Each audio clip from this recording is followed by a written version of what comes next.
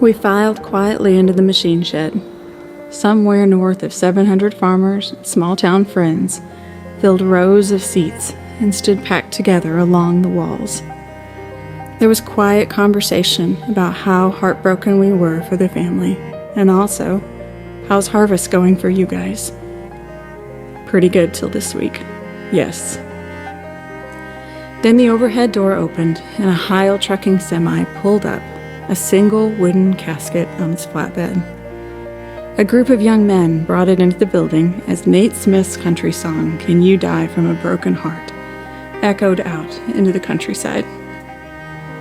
Those young pallbearers rolled their friend's casket to the front, past all 700-plus people, and set it in front of shocks of corn and so many flowers and a Case IH Magnum Black Knight tractor, polished to a high shine. I thought back to a week prior, almost exactly, when my husband called with the news.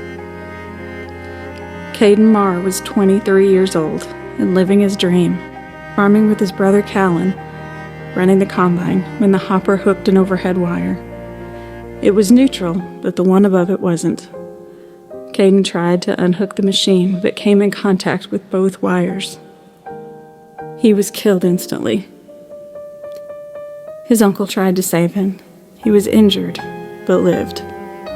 Absolute devastation in a flash of light. Caden was part of a sprawling agricultural family with 3 different farm enterprises and a trucking business.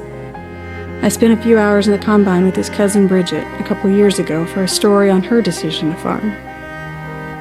Just outside that machine shed funeral, polished tractors lined the driveway. The sprayer Caden ran sat unfolded and ready to roll. A giant American flag hung from a crane, and trucks and farm equipment lined the blacktop for a half-mile in either direction. Like most readers of this magazine, these families have devoted their lives to farming. They know the risks, and don't we all? Despite all the rewards and all the technology, there are a million ways to die out here. I looked around at church the next morning. Clusters of farmers stood talking quietly, heads hanging down. Everybody thinking how it could have happened to anyone. It could have been their family. We devote our lives to agriculture, and it gives us so much. But occasionally, what it takes away is more than we can put words to.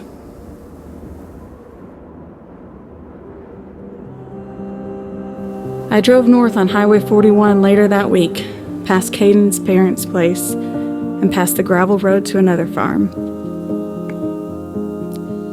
In that farmhouse, Allison McEwen faced the end of a 2.5-year struggle with colon cancer.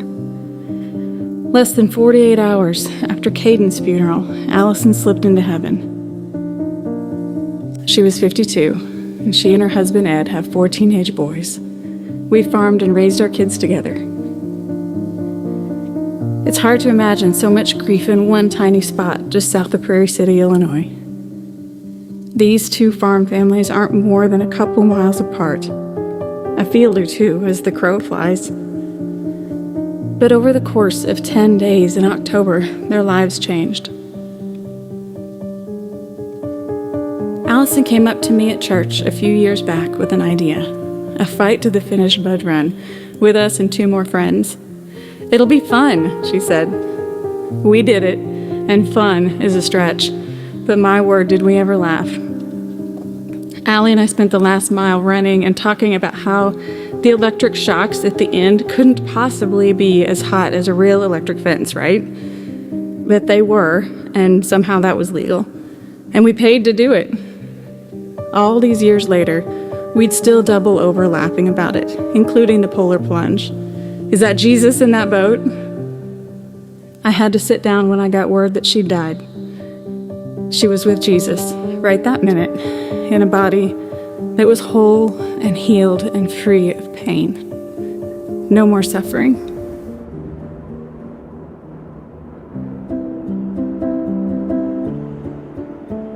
So we turn our attention to the good times. 1,000,000 county fair card games and snacks for our kids.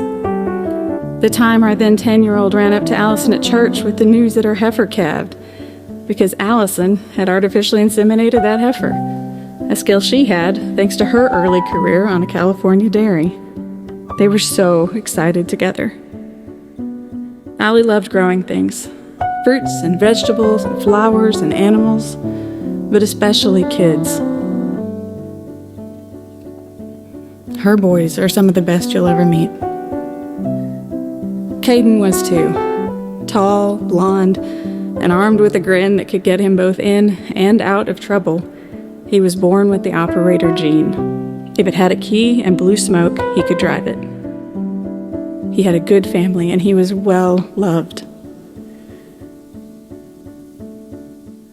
Later that week, they harvested the last field he ever planted. Life is hard, but people are good, and so is God. When my mother died from cancer 12 years ago, I remember well how people showed up, the literal hands and feet of Christ. So people showed up for the Marr and the McEwen families. You should have seen the food that poured in for those funeral dinners, the meal trains that sustained both physically and emotionally, the photos and paper plates and stories and basic human empathy from people who care for each other.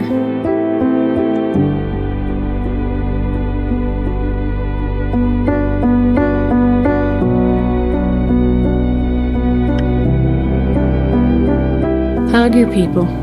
Forget the stuff that doesn't matter. Love each other well. Because when 700 people gather together in a machine shed to say goodbye, that's what endures.